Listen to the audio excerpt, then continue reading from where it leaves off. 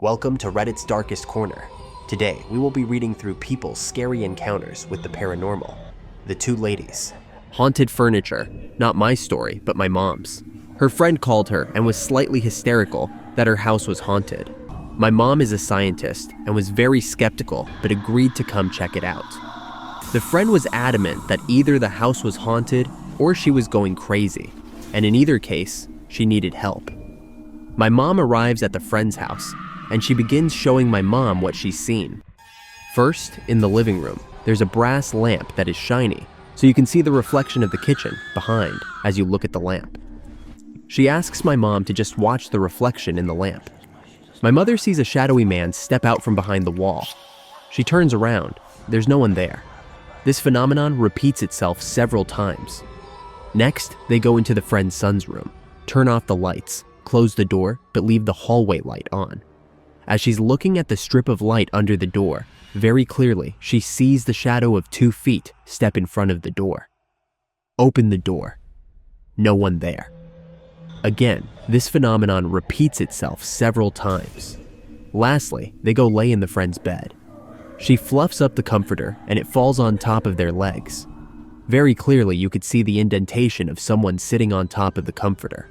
Fluff up the comforter again, and it happens again. All of these events would repeat themselves whenever she looked at them. My mom insists that she really tried to investigate all of these events, but could find no other explanation. The friend went to a medium psychic type soon after, who told her it was her furniture that was haunted, not the house. The furniture was secondhand, bought at a garage sale. So she got rid of the furniture and the paranormal stuff stopped. The little girl, about 10 years ago, I'd have been 24. I was still living with my parents. My bedroom was in the basement. One night, around 3 a.m., I was woken up to the sounds of a young child crying.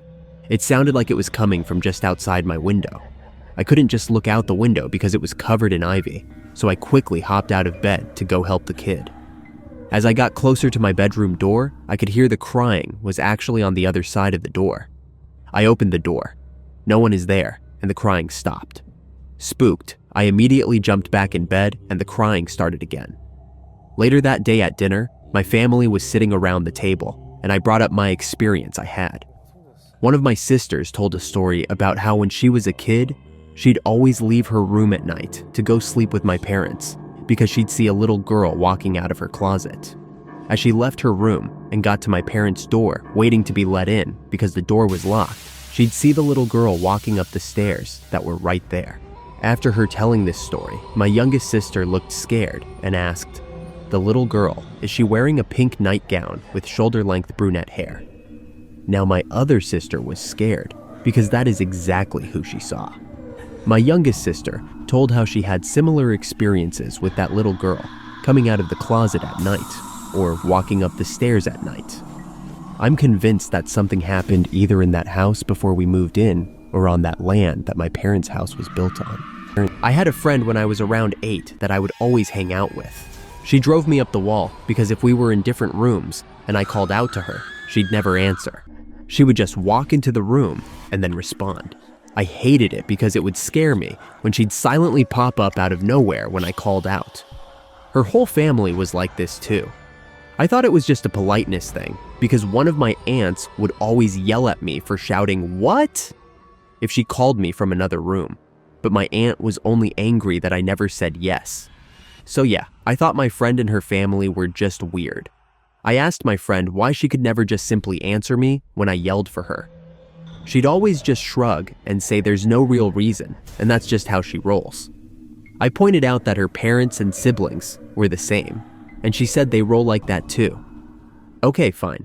Well, one day I was over there, and her dad was at work. And her stay-at-home mom went to take one of her brothers to hockey practice, and the younger one to the doctor's office or something. She left us home because she didn't feel like carting around a bunch of kids, and she knew we wouldn't tear the house apart like the boys would. An hour after she left, my friend and I were upstairs together doing craft shit when I heard someone downstairs call her name. It happened twice, and she didn't notice. I told her what I heard and we listened. After a while, we heard the voice faintly call to her. It sounded like it was coming from the garage. I was like, "Oh, your mom is back. Ask her what she wants." My friend just quietly got up and walked all the way downstairs instead of yelling back. I followed her but was pissed. Like, why are we walking all this way when simply yelling back would get us all the answers we need? We go in the garage and there's no one there. We check the entire first floor and nothing. Doors and windows were all closed and locked still. I'm a bit weirded out, and my friend nonchalantly grabs some ice cream from the fridge, and we go and sit outside on the doorstep to eat it. I ask her WTF was that about, and she's like, yeah, so you asked me why we don't answer anyone calling from other rooms or outside, and this is why. She explained that in her culture, they believe that demons use the voices of your loved ones to try to lure you to hell or something. She said you're safe if you don't answer them, which is why her family would always come into the room to verify the person calling them was actually a person. Now I'm freaked out and don't want to go back inside at all until her mom would return. My friend was pretty unaffected by it all and said she's used to it. In my panic, I asked if the demons ever shapeshifted, so that even if you see your loved one who called you, it really wasn't them. She got quiet and thought about that, then got scared and started crying. She said she never thought of that before. We both ran to our other friend's house down the road and stayed there. The house is haunted. All right, this isn't my story, but I was told it by a close friend that I trusted. Gather round, kids, it's gonna be a good one. I was at my apartment hanging with a girlfriend when the topic of ghosts came up.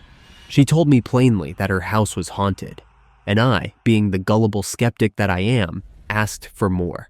She lived in this old house that was built 90 plus years ago and had 2 floors, extra rooms in the attic, and a big ass basement. Her room was and had always been in the basement, which was never converted to a nice living space. The ceiling was low and was really the underside of the first floor. The walls were the concrete used to build the house, and she didn't have a door, but rather a heavy sheet that fluttered sometimes. I eventually saw the house in question and observed most of this myself. When she was telling me this, she got a pen and drew a diagram on paper. The basement was really rectangular with storage and the hot water tank and furnace in the center, so you'd have to walk around the perimeter to navigate it. Except there was a path in the middle going from my friend's room directly across to the far wall. This far wall was completely flat, with nothing sticking out but a small handle. If you pulled this handle, a door opened to the pantry. But if you weren't looking hard enough, you'd have no idea it was there. And the pantry had nothing special in it. In fact, the door was basically never ever opened. But my friend's room was directly across from this wall. My friend said a lot of things happened in the house that definitely gave it a haunted feeling. She was having a sleepover, and her friend thought someone was standing on the other side of the sheet when nobody was there. Handprints would appear on the pipe lining the basement when nobody ever touched it and it had been wiped down. A mutual friend hopped the railing one night and a light bulb broke above his head for no reason. He's confirmed this. Voices whispering names, just random things. But then there were the nightmares. As she explained these things to me, the sun had begun to set and none of the lights in the house were on, so it got darker and darker in the kitchen. She usually had normal mundane dreams, but there had been a few that had been extremely vivid. In the nightmares, it was always the same thing. The sheet in her doorway was gone, and she could see from her bed directly all the way across the basement to the far wall, where the pantry door was open, revealing nothing but blackness. And as she saw this, something grabbed her foot and dragged her from her bed, across the floor, down the center of her basement, into the blackness, with the door swinging shut behind her. And as she said this, she took the pen and drew the line from her room to the pantry. And the kitchen was darker, and she was so matter-of-fact about it. I don't know if her house is actually haunted at all, but it was still spooky.